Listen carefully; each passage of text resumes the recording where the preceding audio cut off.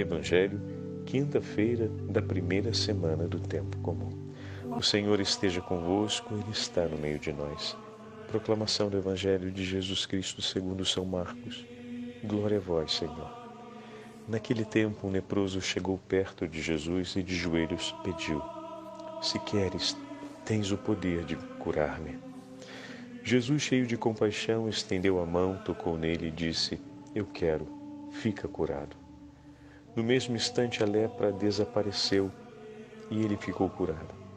Então Jesus o mandou logo embora, falando com firmeza: Não contes nada disso a ninguém. Vai mostrar-te ao sacerdote e oferece pela tua purificação o que Moisés ordenou, como prova para eles. Ele foi e começou a contar e a divulgar muito o fato. Por isso, Jesus não podia mais entrar publicamente numa cidade, ficava fora, em lugares desertos, e de toda parte vinham procurá-lo. Palavra da salvação. Glória a vós, Senhor. Quinta-feira da primeira semana do tempo comum, em nome do Pai, do Filho e do Espírito Santo. Amém. Queridos irmãos e irmãs, a Santa Liturgia nos dá a graça de prosseguirmos com a meditação ao primeiro capítulo do Evangelho de São Marcos. E hoje temos o último trecho do primeiro capítulo. E trata-se de mais uma cura realizada pelo Senhor. Uma narração solene, separada por Marcos de maneira específica e preciosa para a conclusão do primeiro capítulo. Por quê? A cura da hanseníase, ou seja, a cura da lepra, ela era também interpretada como um sinal do tempo messiânico, pois a doença, ao longo dos séculos, foi compreendida pelo povo de Israel como sendo uma punição de Deus, uma penitência de Deus, diante de um pecado cometido contra a dignidade do nome de Deus, contra uma ofensa. Era como se fosse um sinal público de excomunhão por parte daquele que ocultamente realizou um ato de ofensa contra Deus.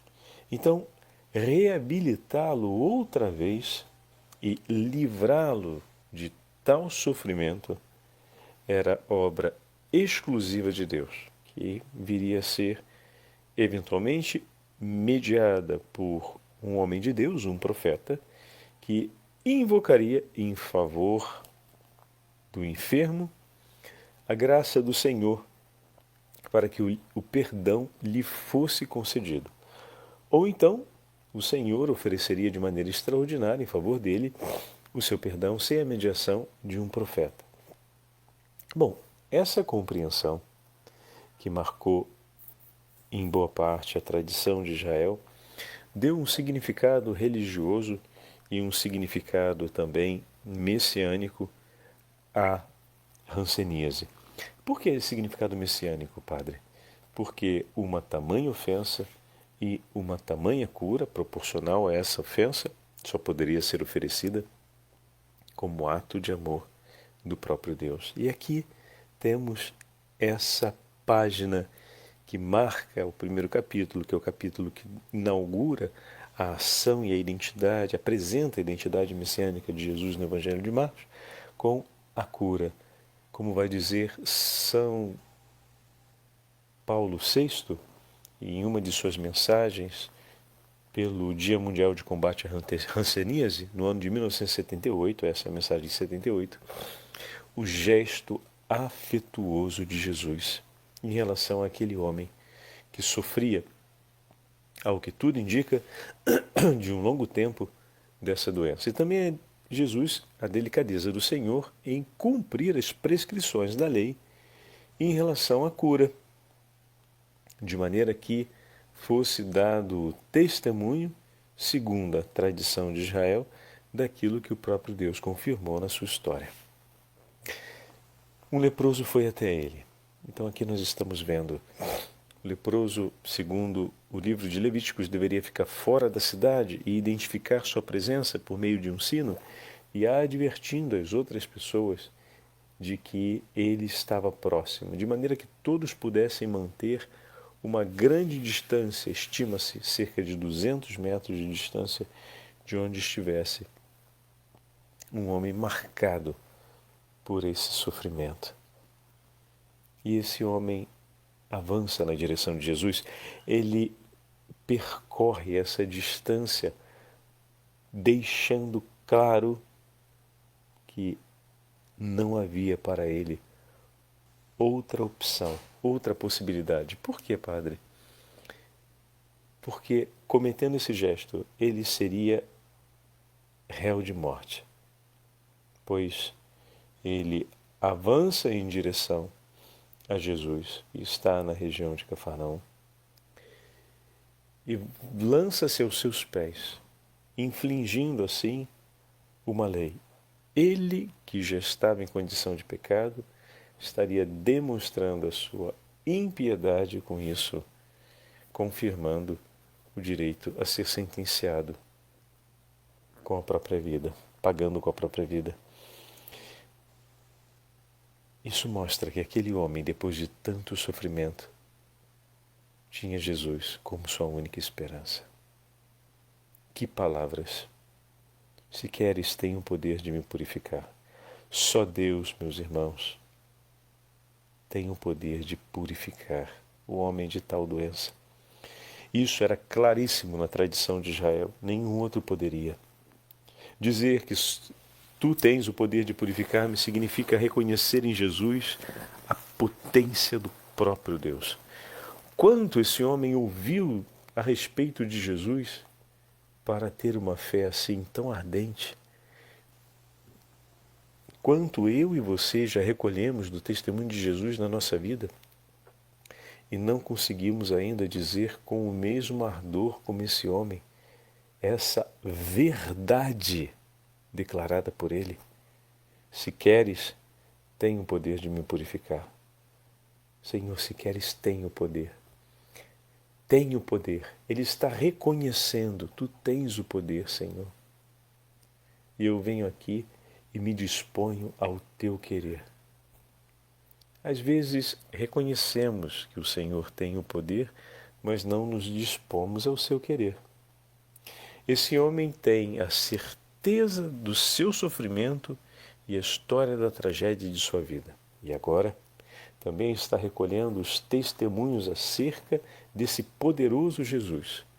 E com poucas coisas que ele soube, segundo a narrativa do Evangelho de Marcos, a respeito de Jesus, ele já conseguiu compreender que os gestos cumpridos pelo Senhor, a soberania sobre os demônios, a cura de muitos enfermos, com essa pouquíssima informação a respeito de Jesus, até porque, como sabemos, 200 metros de distância não é que você consegue se informar tão bem assim das coisas, né? E com todo mundo que te enxota e enxovalha de uma parte a outra, tendo o direito de te afastar com as pedras, não é que você vai ficar procurando proximidade, né? Entretanto, é muito provável que as pessoas que amavam esse homem, ao saber de Jesus, tenham ido dentro dos limites da lei e tenham encontrado modos de fazer com que ele soubesse disso. E imediatamente, com tão pouco externo, né, é importante ter isso claro, com tão pouco vindo do externo, esse homem conseguiu encontrar uma poderosa fé e compreender que os gestos cumpridos por Jesus eram gestos exclusivamente divinos. E ali ele acreditou. Acreditou e a sua fé foi tão forte que nem o temor das intimidações e das ameaças o impediu de arriscar. Mas quando falo de risco, não estou falando sobre o vigor da sua fé. A fé não nos coloca em risco, a fé não nos leva a arriscar. A fé nos leva a uma certeza. Então, aquele homem não estava arriscando. Eu vou arriscar. Se ele for Deus, quem sabe ele faz. Se ele não for, pelo menos eu tentei. Não é nesse sentido o risco. Quando eu digo arriscar, significa poder sofrer qualquer tipo de investida que impedisse o cumprimento do seu gesto. Ele arriscou a sua integridade física. Ele arriscou a sua liberdade social. Ele arriscou o pouco que lhe restava na vida, porque a certeza que ele trazia no coração de que Jesus era o enviado de Deus e tinha sobre si o poder divino. Então não podemos falar ainda que ele é o Salvador, né, como nós o conhecemos, revelado na cruz, mas que ele é o Messias, o bom pastor que Ezequiel nos anunciou. Ele é aquele que veio apacentar e não quebrar a cana rachada, não veio apagar o pavio fulminante, fumegante, de Isaías. Esse sim, é ele, é ele. A certeza de fé desse homem leva ele a arriscar o pouco de estabilidade social e de estabilidade humana que, em meio à tragédia de sua vida, ainda sobrava. Olha que fantástico! Ele não arriscou com a fé. Com a fé ele teve certeza. Mas para poder, ou guiado pela sua fé, ele levou a entregar tudo que tinha. Isso faz lembrar o quê? Exatamente. A viúva que lançou as 2 moedas no tesouro do templo. O pouco que tinha. Mas a certeza da fé não dava espaço para que houvesse dúvidas. Não estava tentando, ele estava lançando-se ferozmente para conquistar o tesouro prometido por Deus. Ele lança-se aos pés de Jesus. Ali havia a possibilidade de Deus rejeitá-lo. Mas se Deus o rejeitasse, não sobraria mais nada. Mas quem ouviu o profeta Isaías, quem muitas vezes ouviu Ezequiel e chorou junto com Jeremias, cada uma de suas profecias, e acompanhou as palavras de Ageu e conhecia Sofonias e Miqueias, aquele que conhecia a história do profeta Elias, como poderia duvidar da bondade de Deus? Aquele que, conhecendo o seu próprio coração, sabia também a sinceridade de suas infinitas lágrimas choradas em favor da reconciliação e do perdão de Deus por seus pecados. Aquele que trazia sobre si as dores de inúmeras perdas, tinha se tornado tão sensível ao que significa perder alguém que ama. Ele, que conheceu o amor de Deus por Israel e que conhecia o que significa as perdas de um coração que ama, em sua experiência de fé, não teve dúvidas não só do poder de Deus, mas que o querer de Deus é sempre que o homem viva. Ele que ouviu que o Senhor não deixa ignorado o único coração que se arrepende de seus pecados. Ele que ouviu o profeta dizer que Deus olha a contrição do nosso coração. Ele disse, se queres, mas disse sabendo o querer do coração desse Deus que ele já conhecia. Se queres, meu Senhor, tens o poder de me purificar. E naquele momento, movido de compaixão, é tão bonito o versículo 41, movido de compaixão, Jesus se comove diante das palavras daquele homem. Estende sua mão, toca-o e diz, eu quero, fica purificado. Meu irmão, minha irmã, Naquele momento, o gesto de Jesus, como nós já falamos aqui em tantas outras ocasiões, cumpre um ato de Jesus adquire uma, que nós poderíamos dizer, impureza legal. Ele teria o dever de não tocar naquele homem. E aí a gente fala, Jesus está fazendo uma transgressão da lei. Ele é o próprio Deus. Ele está acima da lei. Mas não apenas isso. Não é um ato de eu sou maior do que a lei e banalizo a lei. Não, não. Ele é o próprio Deus. Ele dá cumprimento à lei.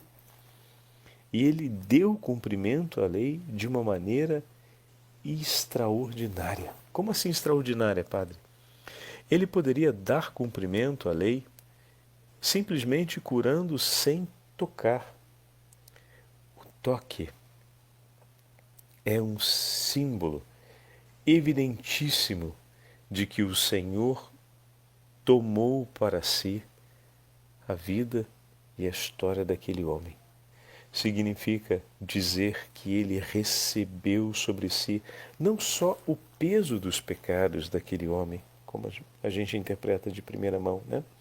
Ao adquirir a impureza, toma sobre si o peso do pecado e simboliza para nós Cristo que toma sobre si o peso do pecado da humanidade e oferece o perdão e a misericórdia de Deus. Sim, é verdade, mas também é o gesto de quem recebe a oferta de um coração que se entrega. Aquela era a oferta daquele homem. O que mais ele poderia oferecer? A sua doença, o seu sofrimento, a sua impureza, vamos colocar assim, era tudo o que tinha para oferecer, porque ali estava tudo da sua vida. Desse elemento se lia a história com as pessoas de sua família, a história dos seus caros. Desse elemento se lia todo o entendimento da própria vida. Desse elemento se poderia ler também toda a história de fé e espiritualidade da vida desse homem. A sua doença, a sua impureza ali, era a síntese de sua inteira vida. Era a oferta que envolvia toda a sua história, passava por aquele ponto.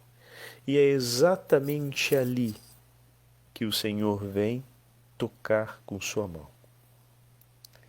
Ele estende a sua mão e recebe essa oferta, porque ao tocar, isso se torna a herança do homem para Cristo e a cura que o Senhor lhe concede se torna a herança de Cristo para o homem. E o Senhor não agiu de maneira ilícita, porque, sendo o próprio Deus, deveria curá-lo, né? Cumprindo assim o que ele mesmo comandou pelos profetas e através da legislação de Israel. Ele o orienta a ir aos sacerdotes e a oferecer o sacrifício que é justo. E desse modo realizar um ato de justiça ao Senhor. Deus sempre instrui no caminho da vida, no caminho da verdade, no caminho que leva o homem a cumprir a justiça de maneira digna. E olha ali, que fantástico!